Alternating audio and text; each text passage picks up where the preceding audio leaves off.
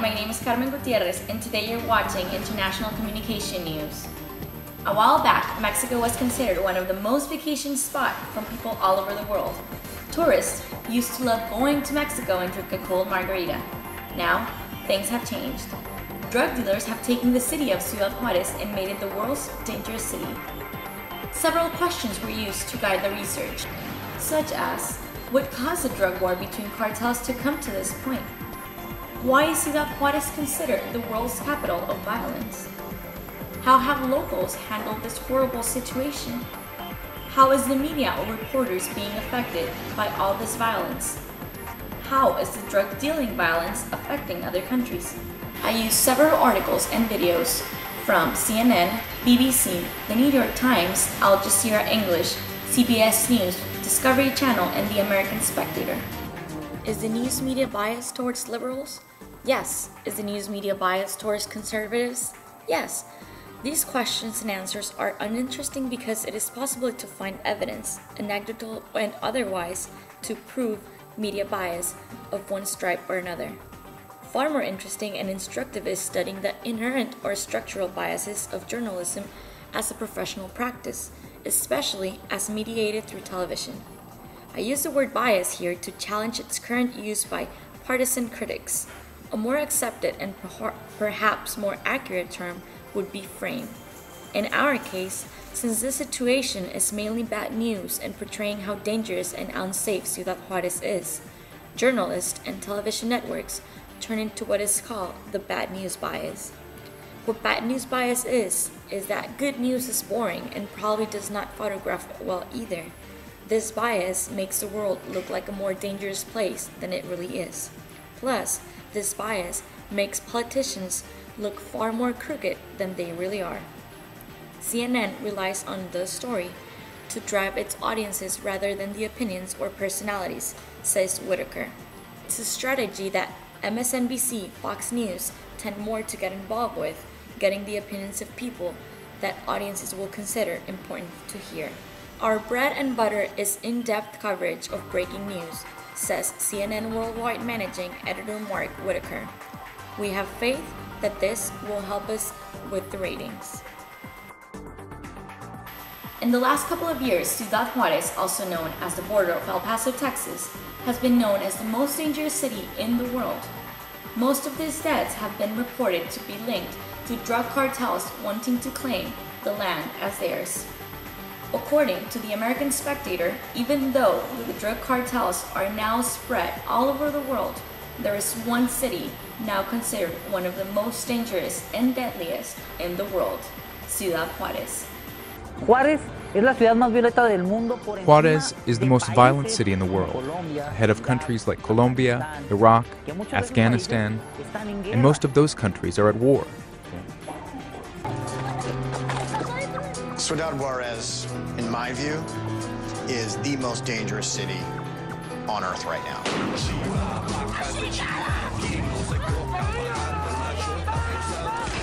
Taking into consideration Iraq, Afghanistan, all the revolutions happening in the Middle East, they're all horrible, but nothing compared to Juarez, Mexico.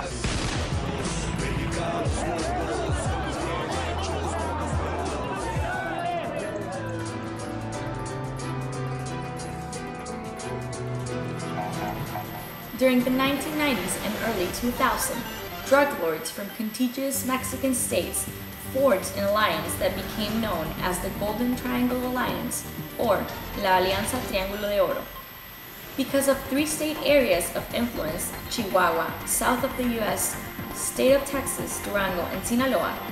However, this alliance was broken after Joaquin Shorty Guzman, the boss of the Sinaloa cartel, refused to pay derecho de piso, a tax for the right to use the routes into the U.S., the Juarez cartel. This is where everything began. The cartel was founded in the 1970s by Rafael Aguilar Guajardo and handed down to Amado Carrillo in 1993 under the tutelage of his uncle. Amado brought his brother in and later his son into the business. After Amado died in 1997, following complications from a plastic surgery, a brief turf war erupted over the control of the cartel. where Amado's brother, Vicente Carrillo, emerged as leader after defeating Muñoz Talavera brothers. When Vicente took control of the cartel, the organization was in flux. The death of Amado created a large power vacuum in the Mexican underworld. The Carrillo Fuentes brothers became the most powerful organization during the 1990s, while Vicente was able to avoid direct conflict and increase the strength of the Juarez cartel. The relationship between the Carrillo Fuentes clan and the other members of the organization grew unstable towards the end of the 1990s and into the 2000s. In 2001, after Joaquin El Chapo Guzman escaped from prison, many Juarez cartel members defected to the Guzman Loera Sinaloa cartel. In 2004, Vicente's brother was killed, allegedly by orders of El Chapo. Carrillo Fuentes responded by assassinating Guzman Loera's brother in prison. This ignited a turf war between the two cartels. Nobody knows more about drug dealing, kidnapping, and killings than Brad Barker. He is the president and founder of Halo Corporation, a California-based organization composed of former special operations, national security, and intelligence personnel. Let's hear what he had to say about Ciudad Juarez.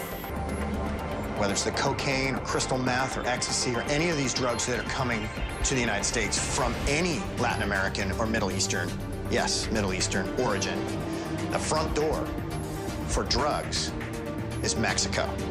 In particular, Juarez. Mariana Sanchez, a reporter from the Al Jazeera English, explains how reporters and journalists are living in fear because many have been threatened, killed, or disappeared by traffickers trying to violently silence them, trying to get the truth out of the public. Journalists covering Mexico's drug wars say they are working in a climate of fear. We have received 2 phone calls threatening to kill all of us who work at our radio station. Drug cartels fighting in Ciudad Juarez or who control other areas of Mexico often manipulate the way news is covered, hoping for maximum coverage of their crimes. Most of the crimes happen around the time of the news shows. That's when we see most of the killings, when people are about to watch the news. According to the Committee to Protect Journalists, the traffickers consider the news their own propaganda tool. So they want to control how they appear to the public, or at least to some segments of the public. In 2010, it was recorded that since January 2008, more than 5,000 people have been killed in a city of 1.3 million. Give me an idea of just how many people are killed here in Juarez every day. The last year it was about 10 killings per day. 10 killings per day? 10 killings. It's unbelievable. It's like 1 every 2 hours. It has come to the point where locals don't trust their police officers anymore. There is no way of knowing how many people is involved in the cartels or is protected from them. So if you can't trust the army, you can't trust the police, who can you trust? You can't trust anyone. According to a report made by CNN in January of this year, almost 13,000 people were killed in Mexico by suspected drug violence in the first 3 quarters of 2011. The figure was the first official tally given by the government for 2011. Through September of 2011, Ciudad Juarez was the city that registered the most killings, with 1,206, adding the new statistics from the beginning of President Felipe Calderon's term in December of 2006 to September of 2011. At least 47,515 people have been killed in drug-related violence. In a land where thousands have died or simply disappeared, Ciudad Juarez, Chihuahua.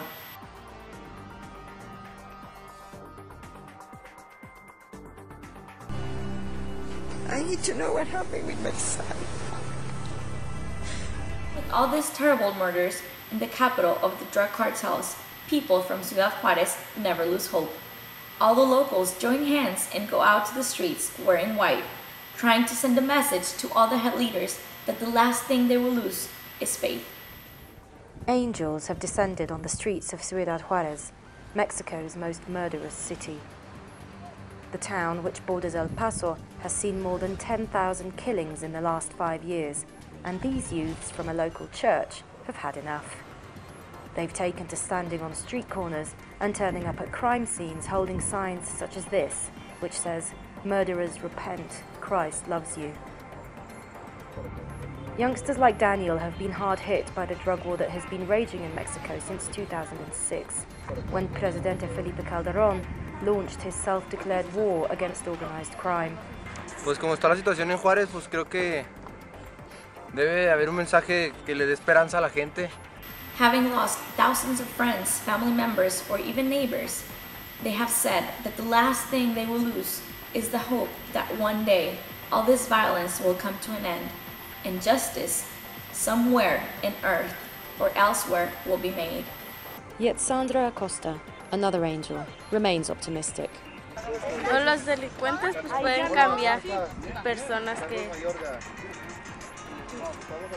son así, no sé. But right now there is little sign that things in Ciudad Juarez are going to improve. The trend started by these young angels has spread to other violence-racked cities around Mexico, and it looks as if they will have cause to spread their message for some time to come. My name is Carmen Gutierrez, reporting for International Communications. Back to you, Dr. Rojas.